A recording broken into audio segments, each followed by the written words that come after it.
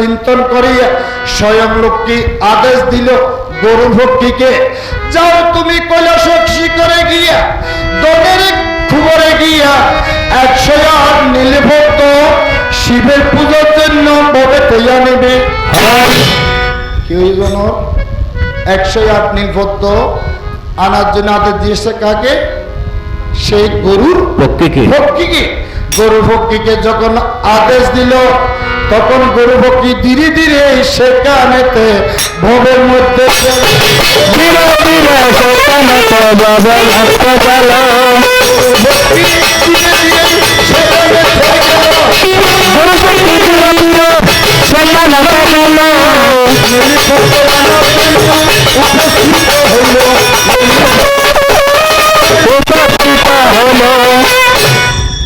এটা হচ্ছে সত্য যুগের ঘটনা। আমি টিকে দিচ্ছি তোমাকে, কারণ গ্রন্থের নাম কি? বৃহৎ শিবপুরাণ। এই বৃহৎ শিবপুরাণে অবশ্য তুমি ববেতে পাইবেই। তখন কি করলেন? 108 নীলপদ্ম আনার জন্য গরুর ভক্ষী যখন একবার স্বর্গপুরে যায় তখন সেখানে গরু ভক্ষী মনে মনে ভাবিতে লাগিল, বলে আমার 2টি পা আর 2টি পাকা ছাড়া এই সংসারে আর তো কিছু নাই, যেখানে মহাদেবের পূজা করিবে এগুলো আমি কিভাবে পা দিয়ে নিতে পারি?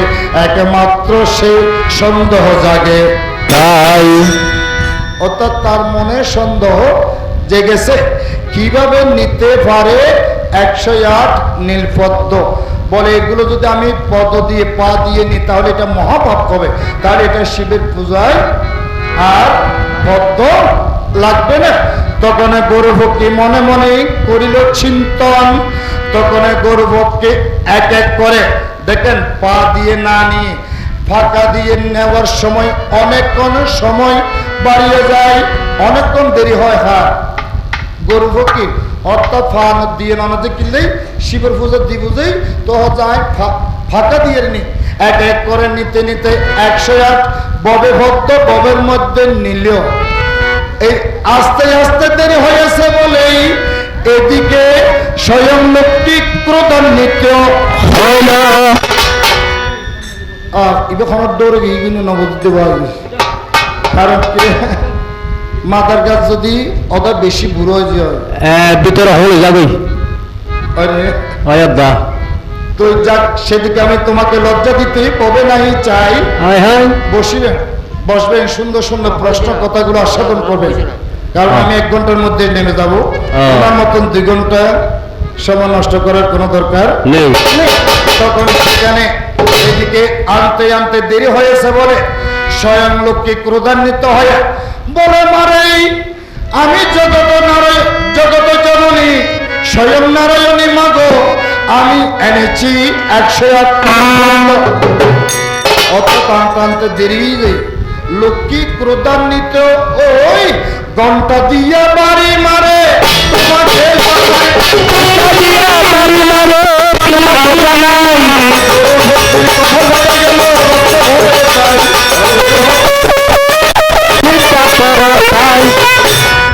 এই গুরু ভক্তি আনতে আনতে দেরি কি করবি আমার এতক্ষণ কেন তোমার দেরি হয়েছে?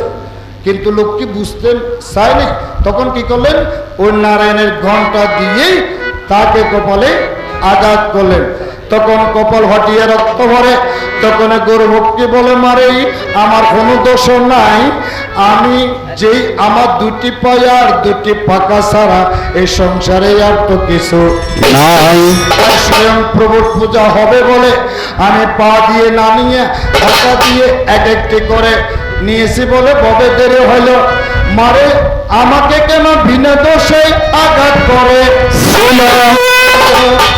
এই জন্য সে কেন অভিশাপ দিয়েছিল?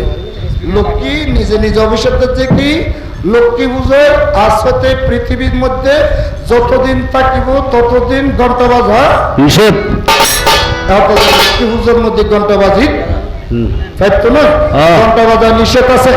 তখন সেখানে কি কর্ম হবে? সেখানে কি করলেন? 108 নীলপদ্ম নিয়ে যখন পূজা করতে গেল সেখানে তো ফুলেছে শিব। কারণ শিবকে বলে দৈব বাণী বৈধ জানে। ফুলেছে শিব।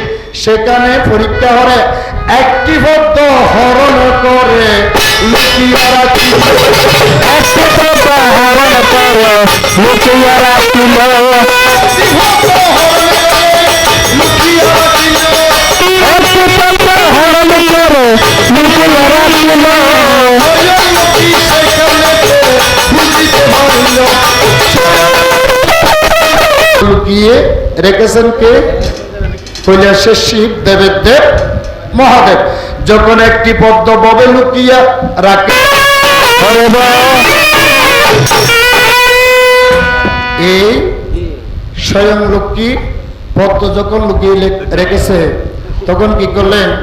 স্বয়ং লক্ষ্মী বলছে আমার এই স্তন কেটে আমি যজ্ঞের মধ্যে আহুতি দেব। যখন স্তন কাটিয়ে যজ্ঞের মধ্যে আহুতি দিয়া যায়, কৈলাসের শিব স্বয়ং নারায়ণের সম্মুখে দাঁড়ায়, বলে মারে কিবা তুমি এ সংসারে ববেতে করিলে? বলে ঠিক আছে, এটা আমি বুঝতে পেরেছি, তোমার সাধনায় আমি তুষ্ট হয়েছি। যে স্তন তুমি যজ্ঞের মধ্যে আহুতি ববে দিলে, স্তন থেকে বিল্ল বৃক্ষ ববে সৃষ্টি হবে, বাবা সৃষ্টি হবে, সৃষ্টি হবে।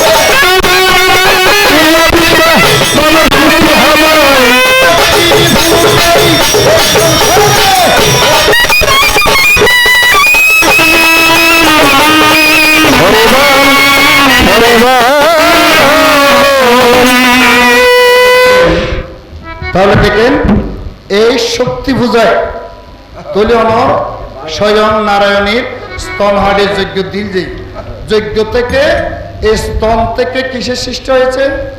বিল্লবৃক্ষের।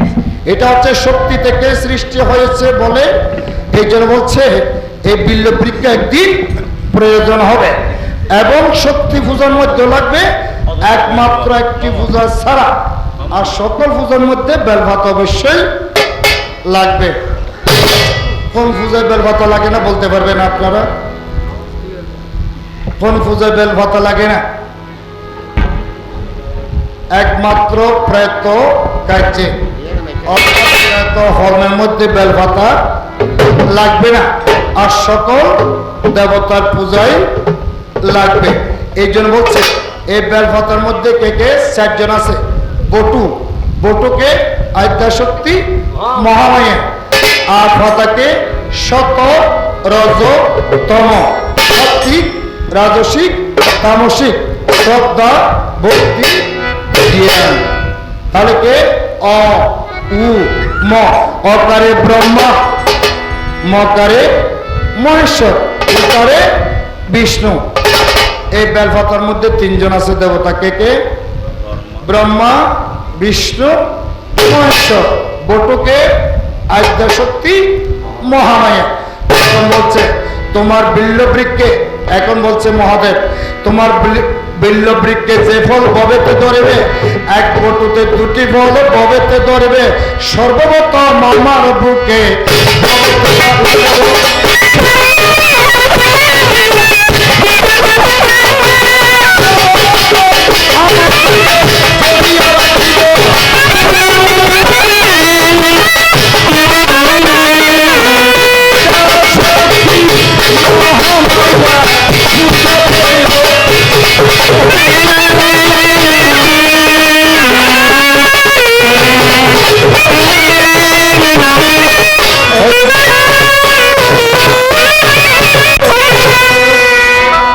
তাহলে দেখেন এটা শক্তি থেকে সৃষ্টি বলে।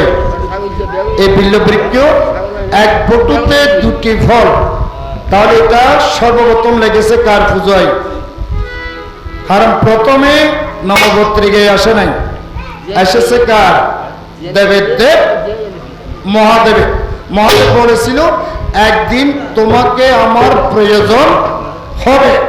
ওই মহাদেব একদিন নারী সাজিল নমর নাকি নি নারী ন সাজে, তো হচ্ছে অর্ধেক মাইয়ে অর্ধেক ফুয়া, ইবের নাম কি?